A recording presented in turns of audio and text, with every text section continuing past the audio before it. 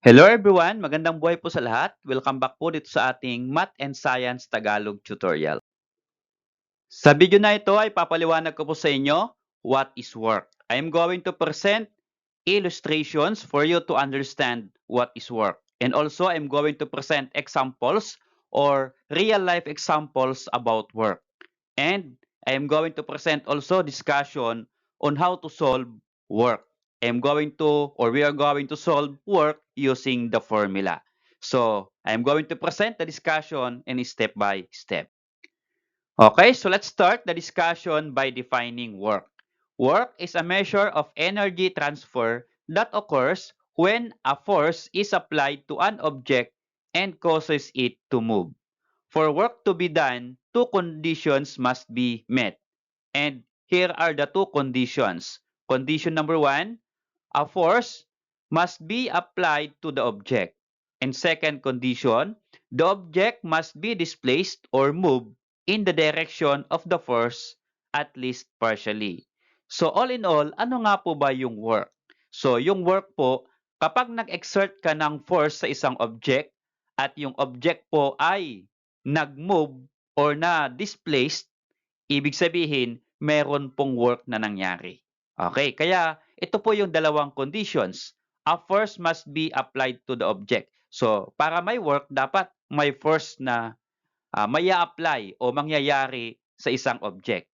At kapag yung object po ay gumalaw, na-displace o lumipat ng location dahil may force na na-i-apply, then iyan po ay work. Okay, so ito po yung formula to be used in calculating work. So W is equal to F times D times cosine theta. So ano pong ibig sabihin nitong formula na ito? Ito po yon. W here stands for work done. And F stands for magnitude of the applied force. D stands for displacement of the object. And cosine theta, theta means angle between the force and displacement. So illustrate ko po isa-isa mamaya ito pong different variables in our formula. So ito naman pong cosine na ito po ay matatagpuan sa inyong calculator. So as grade 8 student, hindi pa po ninyo ito lesson, ito pong cosine na ito ay lesson pa po sa grade 9. Ano po? So tatlo po 'yan, sine, cosine, theta. Pero dito po sa work, ang focus lang po natin dito ay cosine theta. Okay, so meron po 'yan sa inyong calculator. Okay? Again, ang theta po ay angle. So yung unit po ng joule, work unit is joule at yung abbreviation po ng joule ay J. Okay, so 1 joule is equal to 1 newton times meter or newton meter. Kaya kapag meron po kayong unit na newton meter, then its equivalent is joule. Okay? So I'm going to present different examples, real life examples about work. Okay, so these are the different examples of work. So we have positive work and we have negative work. So ano nga po ba yung pagkakaiba ng positive work at negative work? Unahin po natin, ano po ba yung positive work? For positive work, it occurs when the force applied to an object causes it to move in the same direction as the force. So ano pong ibig sabihin ng positive work? Let me illustrate you using the picture. For example, nag-push ka ng, let us say, box. Yung push mo ay going to the right. At yung box ay nag-move as you push going to the right also. Then, yun pong work done ay positive work. Okay?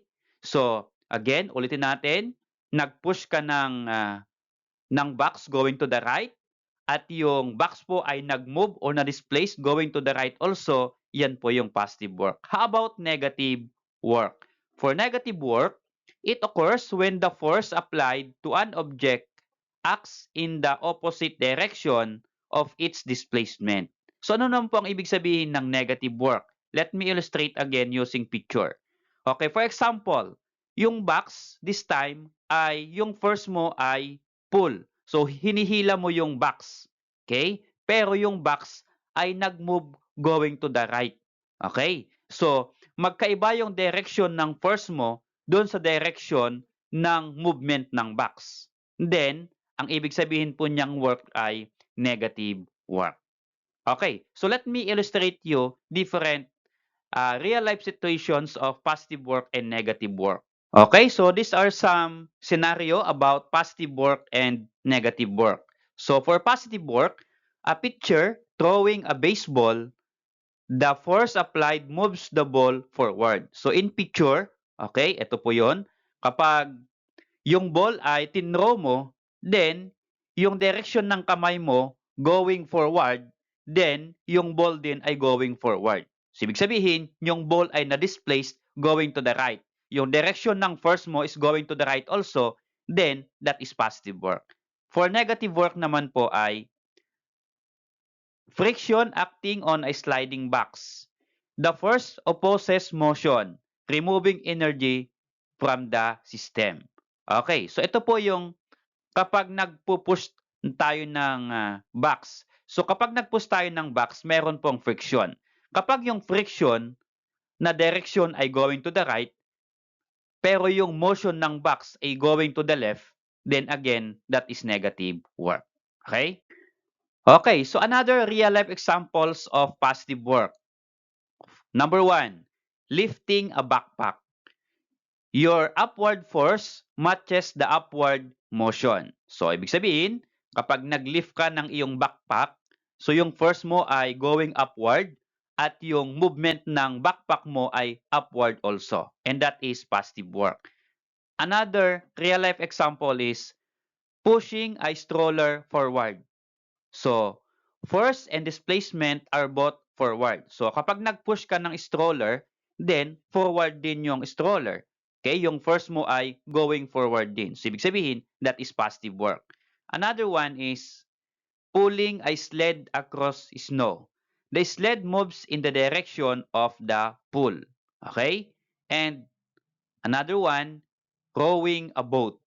The oars push water back and the boat moves forward. Okay, so those are examples of positive work. How about real life examples of negative work? Number 1, friction is slowing a sliding book. When you push a book across a table, friction acts opposite to its motion, doing negative work and reducing its kinetic energy.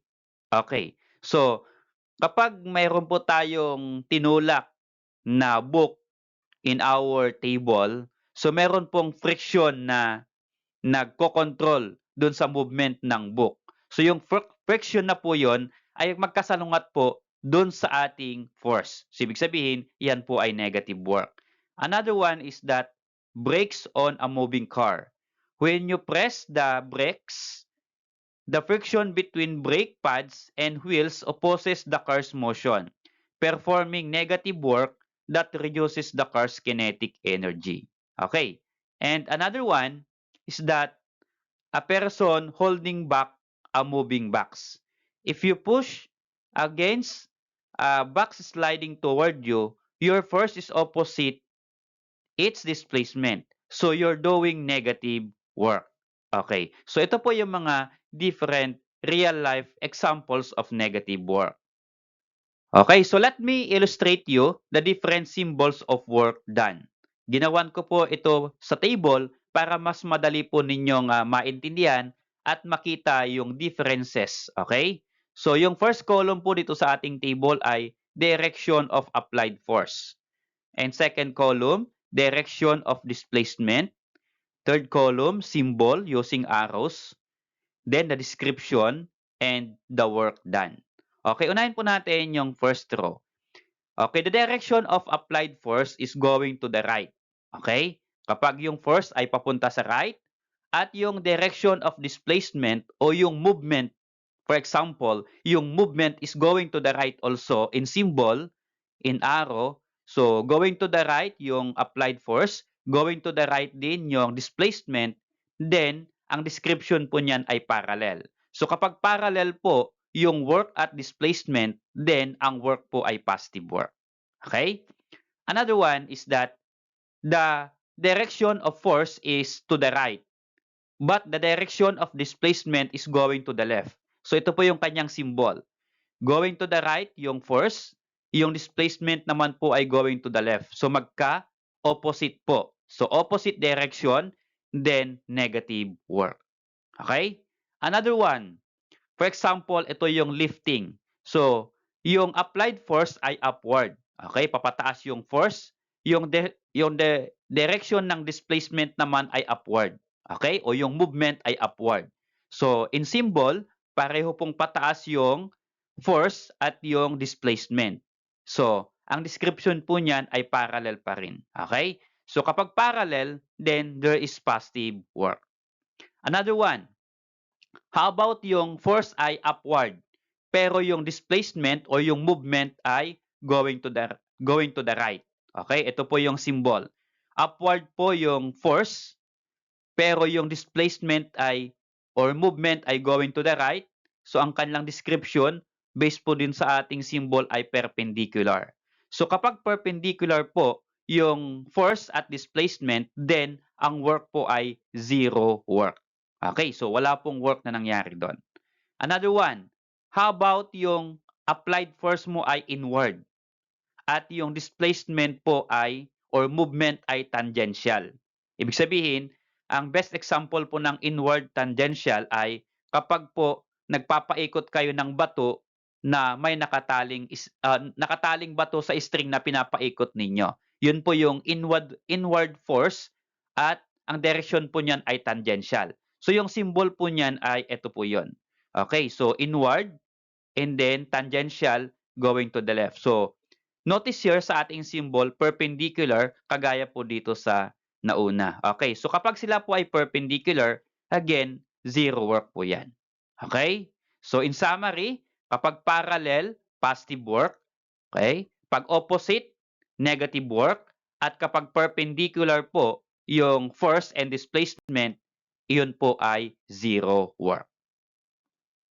Okay, so let's have practice problems on work. For example, number 1. So yung example number 1 po natin ay about horizontal push. Okay. A person pushes a 15 kilogram box with a force of 50 Newton across a frictionless surface for 4 meters. How much work is done?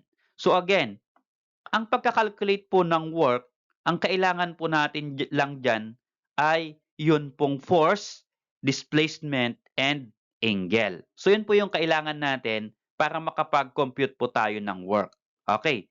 So sa atin pong problem, meron pong given dito na 15 kilogram box. So hindi na po natin kailangan itong mass in calculating work. Okay, ang kailangan po natin ay ito pong Newton at ito pong force na 50 Newton at ito pong 4 meters. Ibig sabihin kapag meters, ito po yung displacement.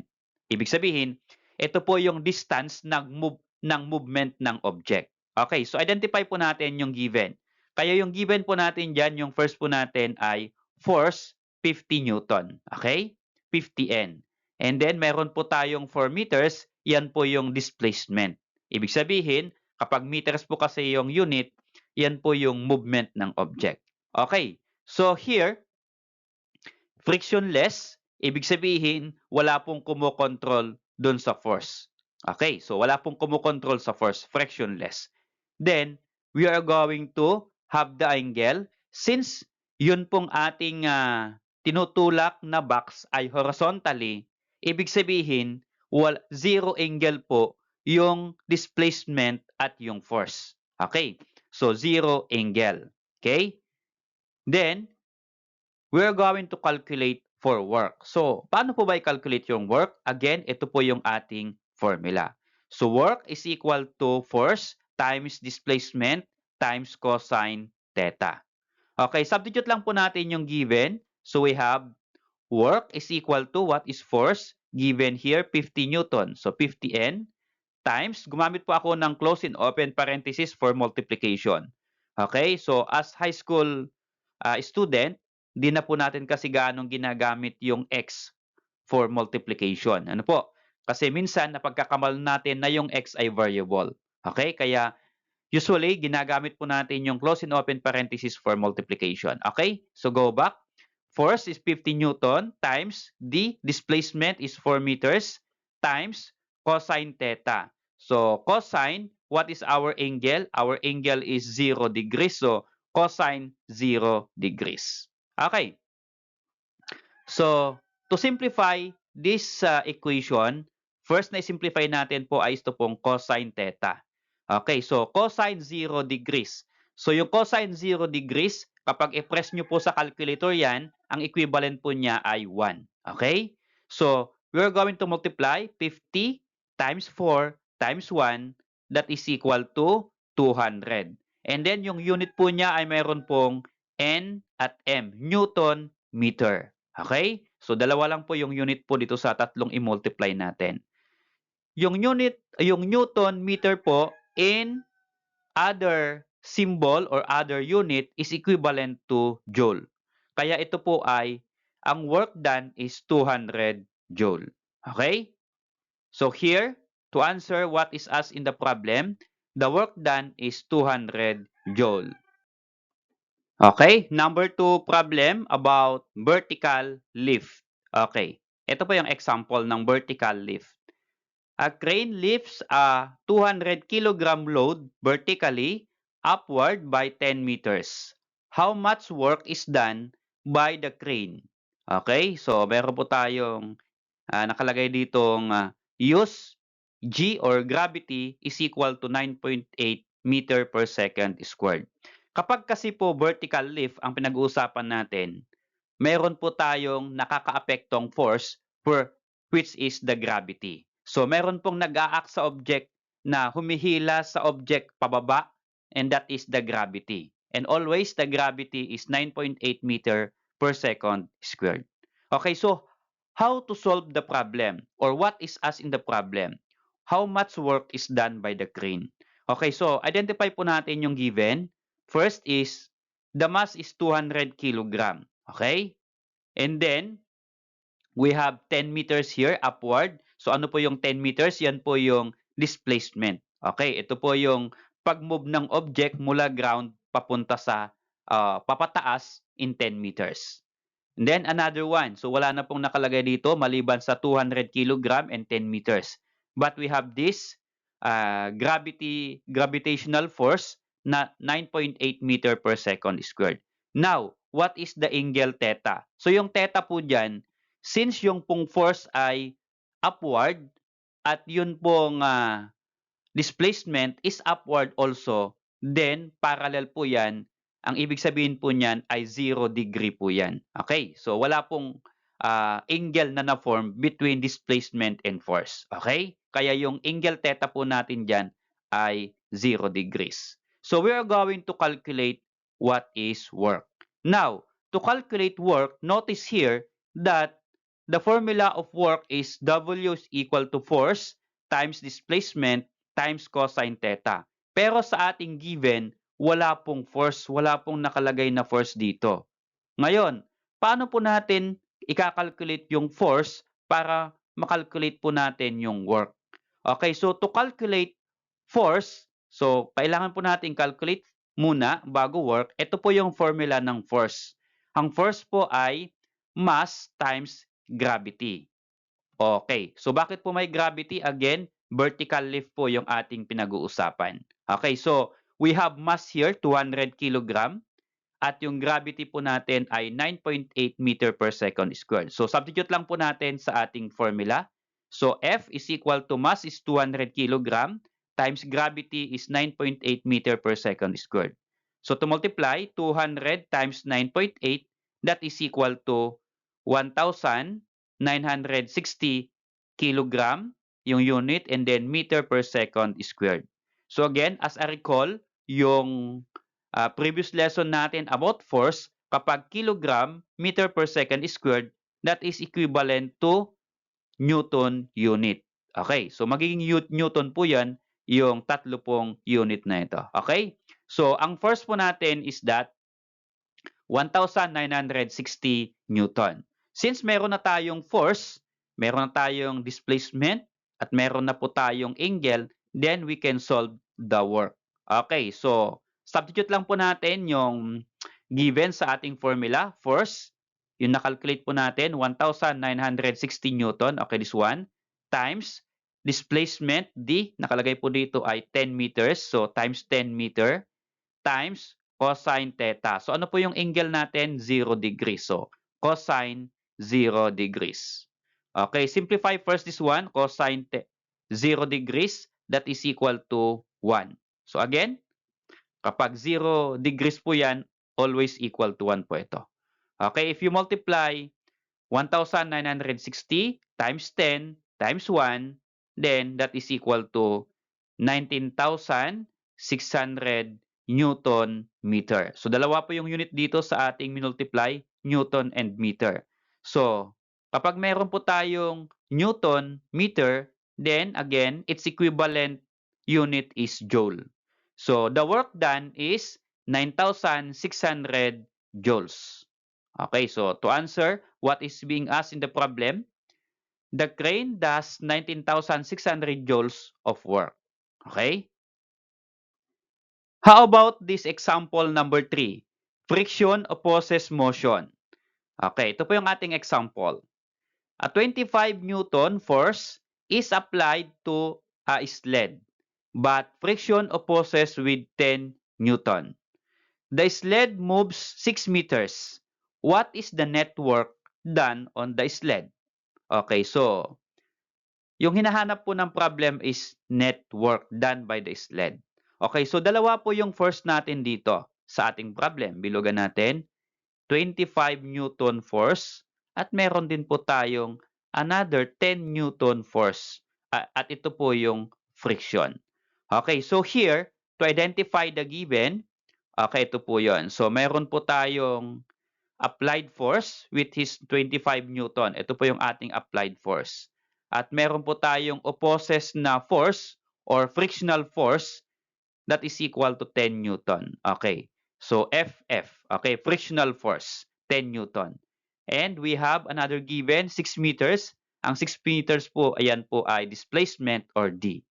So meron pa po ba?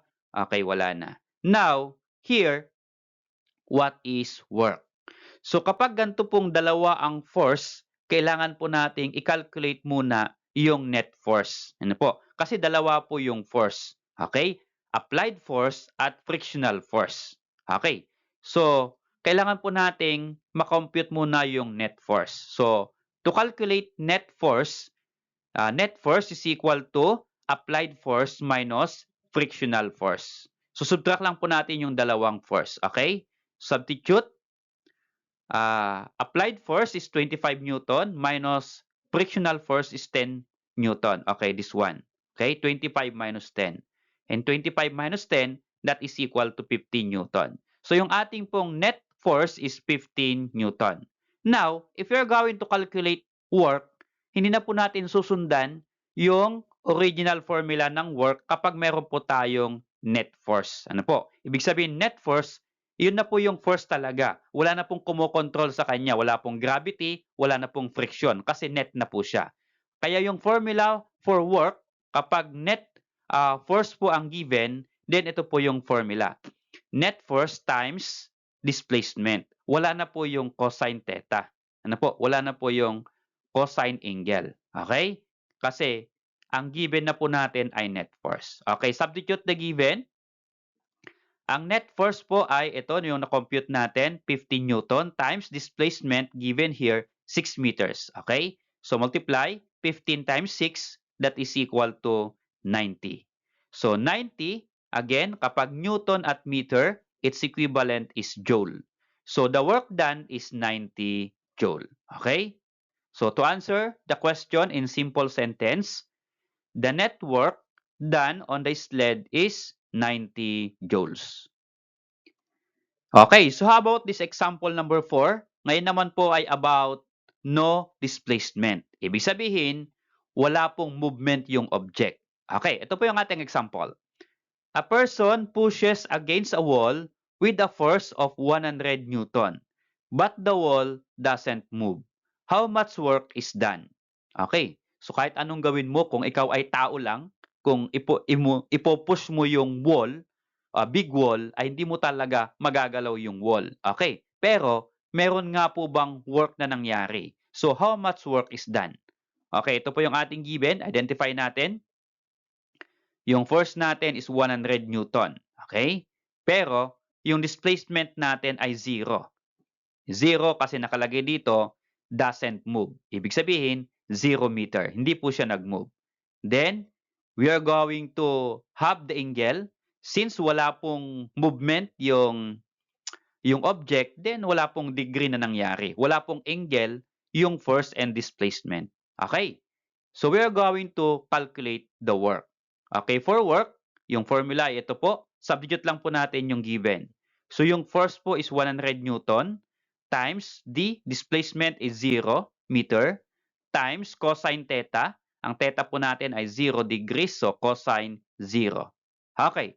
So, if you're going to multiply 100 times 0 times cosine 0 degrees, then that is 0 joules. Always, kapag isa pong given sa tatlo ay 0, ibig sabihin, ang result po ay 0. Okay? So, ibig sabihin yan, kapag wala pong displacement yung object, then ang work po ay 0 din. Okay? Ito po yung ating simple discussion. Even though a force is applied, no work is done because there is no displacement. In short, no displacement, no work.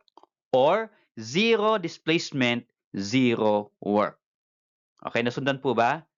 Okay, so yun po yung ating no displacement, 0 joules. Okay, so how about this example number 5? About angle of force. Okay, this time, meron na po tayong angle. Okay, so ito po yung ating example. A person pulls a suitcase with a force of 40 Newton at an angle of 60 degrees to the horizontal. The suitcase moves 5 meters horizontally. How much work is done? Okay, so ang hinahanap po ng problem ay work. So how much work is done? Okay. So identify po natin yung given. So yung force po natin dito ay 40 Newton. And then we have displacement which is 5 meters horizontally. So D is 5 meters. At meron na po tayong angle which is 60 degrees. So ating pong theta or angle theta is 60 degrees. Okay. So kakalculate po natin yung work. So ito na po yung ating formula. So kompleto po yung ating given. Okay? So substituting the formula, we have force is 40 Newton times displacement is 5 meters times cosine theta. Theta natin is 60 degrees, so cosine 60 degrees. So here, bago po tayo mag-multiply, simplify po muna natin itong cosine 60 degrees. So i-press nyo lang po sa inyong calculator, cosine 60 degrees and then equal sign. Ang lalabas po ay 0.5. Okay? So ito, kinopya ko po muna yung 40 Newton, 5 meters. So if now you can multiply 40 times 5 times 0.5, then the product is 100. At yung unit po natin ay Newton meter. So kapag Newton meter, again, can be written as joule. Okay? So 100 Newton meter is equivalent to 100 joule. Okay? So to answer what is asked in the problem, ito po yung ating simple sentence. The work done is 100 joules. Okay? Okay, to end up the discussion, try to solve this activity for you to master the lesson. So let's see how you understand the lesson. So pwede po ninyong i-post yung video na ito. Read the problem carefully, analyze, and then try to solve. Okay? Kapag meron na po kayong sagot, baka pwede naman pong pa-share sa amin by just comment your answer in the comment section below. So check po natin kung tama po yung inyong sagot. And kung hindi po nyo kaya kung paano po sagutan ito, pwede po nyo akong i-message sa aking Facebook page na Native Man Math Tutorial. Okay? Salamat sa panonood mga anak. See you on my next discussion about power. I am going to illustrate power and discuss problem solving about power.